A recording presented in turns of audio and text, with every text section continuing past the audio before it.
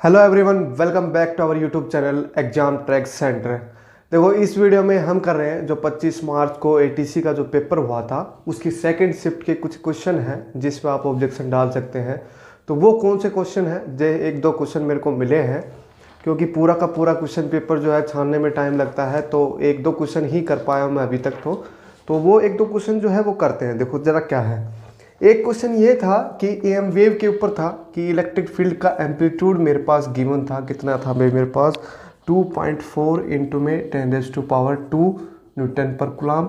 और एक magnetic field का एम्पलीट्यूड गिवन था 4 इंटू में 10⁻³ टेस्ला। तो find the speed of EM wave, question ये था हमारे पास। तो ईएम वेव की प्रॉपर्टी हमें पता है कि क्या होती है ना। तो इन दोनों का जो रेशियो होता है वो आती है स्पीड ऑफ ईएम वेव।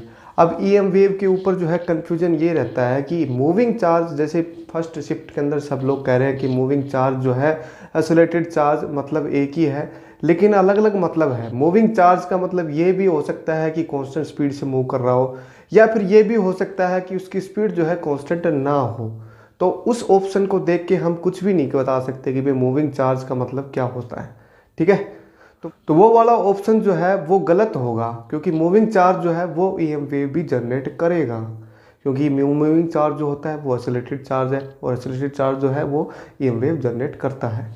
ठीक है, इन दोनों का रेशियो जो है स्पीड ऑफ ईएम वेव के बराबर होगा। तो स्पीड हमें निकालनी है, तो इन दोनों का रेशियो अगर आप करोगे 2.4 इंटू में 10⁻², और ये डिवाइड बाई 4 इंटू में 10⁻³ ये कट गया 0.6 पे, और ये पावर जाके प्लस की हो गई 0.6 इंटू में 10⁻5 मीटर पर सेकेंड।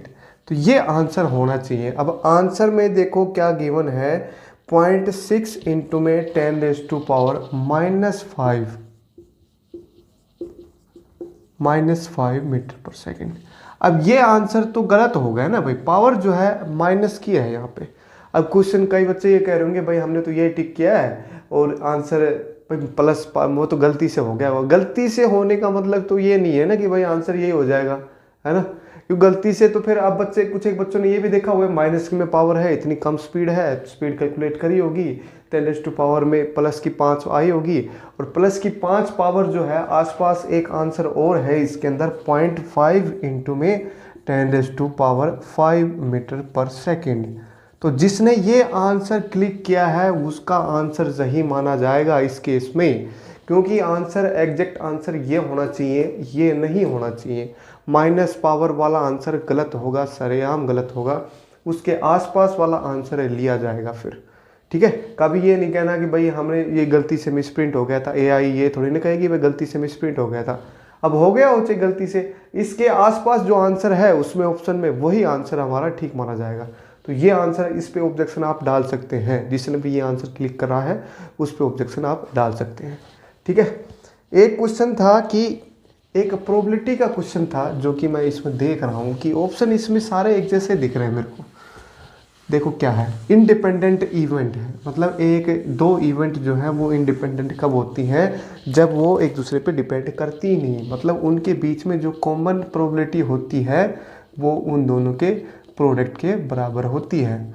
ये जो है ए और बी जो इवेंट है वो इंडिपेंडेंट इवेंट है। ठीक है, तो इसमें ऑप्शन जो थे हमारे पास, जैसे क्या था, probability of E intersection F वो किसके बराबर होगा, probability of E probability of F. इसमें इनकरेक्ट स्टेटमेंट बतानी थी, तो ये तो करेक्ट हो गई हमारी, यही तो सेम ही तो है। सेकंड थी probability, conditional probability of F with respect to E. तो इसका मतलब देखो, कंडीशनल का मतलब ये होता है कि probability F intersection E divide by probability of E, जो नीचे होता है वो नीचे ही आता है। तो ये दोनों इंडिपेंडेंट है, तो इन दोनों की वैल्यू जो है क्या आएगी, यही आएगी, और फिर ये कैंसिल हो जाएगा, क्या बचेगा, प्रोबेबिलिटी ऑफ एफ। तो ऑप्शन में यही गिवन है, probability of F, this is equals to probability of F if probability of E is non zero. अगर ये नॉन जीरो है तो ये कंडीशन सेटिस्फाई करेगा। ठीक है, ये बात भी सही है, हो गई हमारी। तो थर्ड जो है, थर्ड में लिखा है conditional probability of E by F जो है वो किसके बराबर होगा, प्रोबेबिलिटी ऑफ ई। अब ये बात भी सही ही है इस केस में। In case probability of F जो है वो जीरो ना हो, नॉन जीरो है, वो गिवन है ऑलरेडी उसके अंदर। ठीक है, फोर्थ सेंटेंस जो है इस केस में क्या लिखा है, प्रोबेबिलिटी ऑफ एफ बाई ई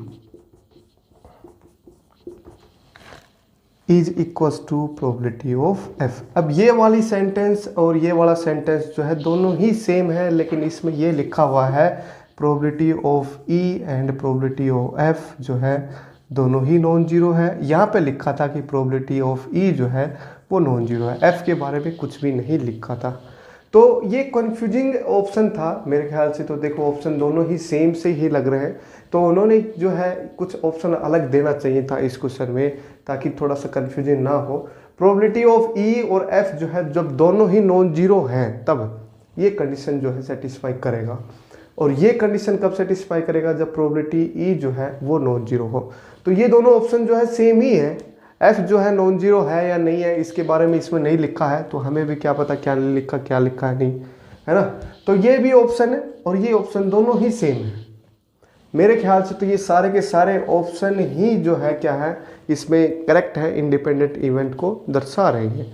तो हमें जो रॉन्ग स्टेटमेंट ढूंढनी थी वो रॉन्ग स्टेटमेंट इसमें है ही नहीं कहीं पे, है ना। तो ये क्वेश्चन भी गलत है इस केस में। ठीक है, रॉन्ग स्टेटमेंट इसमें कहीं भी नहीं है, रॉन्ग स्टेटमेंट है ही नहीं इसमें, क्वेश्चन में ही नहीं है, कोई भी ऑप्शन जो है इसका करेक्ट नहीं होगा।